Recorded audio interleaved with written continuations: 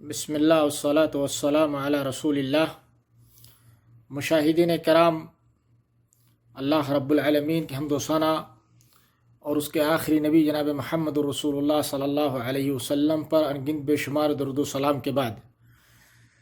دوستو، آج ایک اہم موضوع کی طرف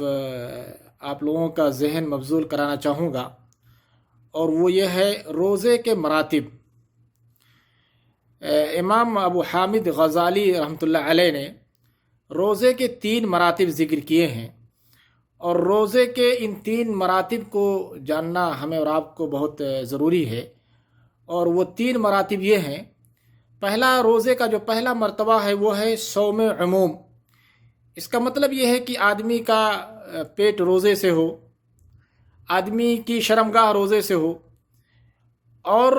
باقی چیزیں اس کا روزے سے نہ ہو، باقی اور چیزوں سے وہ روزے سے نہ ہو، یہ بلکہ غیبت، چغلخوری، جھوٹ،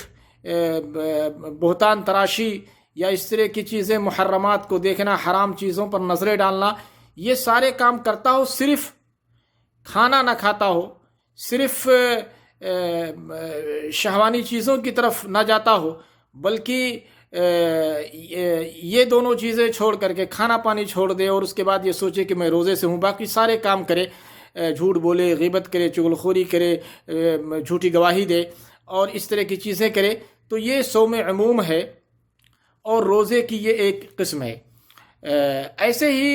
روزے کا جو دوسرا قسم امام غزالی رحمۃ اللہ علیہ نے ذکر کیا ہے کہ انسان صوم خصوص، یعنی انسان کھانے پینے سے اپنے آپ کو روک کر کے رکھے، تمام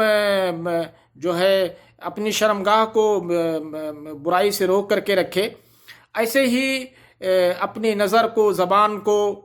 اور دیگر چیزوں کو، آنکھ کو، کان کو، دیگر چیزوں کو حرام چیزوں سے روک کر کے رکھے۔ اس کو صوم خصوص کہا جاتا ہے، اور یہ بھی روزے کا ایک مرتبہ ہے۔ اور آخری اور تیسرا جو مرتبہ ذکر کیا ہے مراتب میں سے، روزوں کے مراتب میں سے امام غزالی رحمۃ اللہ علیہ نے، وہ یہ ہے کہ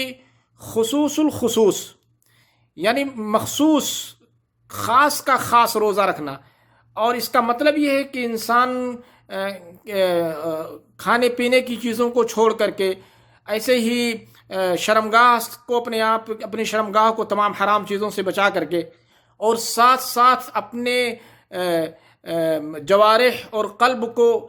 ان ساری چیزوں سے بچا کر کے، غلط چیزوں سے بچا کر کے، جھوٹی چیزوں سے بچا کر کے، اور جھوٹ، غیبت، چغلخوری، نمیمہ، اور اپنے دل کو تمام قسم کی غلط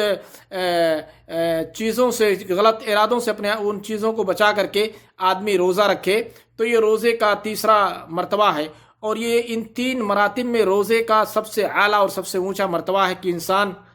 پیٹ کی حفاظت کے ساتھ ساتھ، اپنے شرمگاہ کی حفاظت کے ساتھ ساتھ، اپنے اعضائے جوارح، ہاتھ، پیر، آنکھ، کان، ناک کو تمام غلط چیزوں سے، تمام حرام چیزوں سے روک کر کے رکھے، اور اپنے دل کو تمام قسم کے غلط شکوک و شبہات سے دور رکھے۔ اس انداز میں جب آدمی روزہ رکھے گا تو اس کا یہ روزہ سب سے اعلیٰ کوالٹی کا روزہ ہوگا، اور سب سے اعلیٰ مرتبے کا روزہ اس کا شمار ہوگا۔ وصلی اللہ وسلم علی نبینا محمد وعلی آلہ وصحبہ وسلم۔ السلام علیکم ورحمۃ اللہ وبرکاتہ۔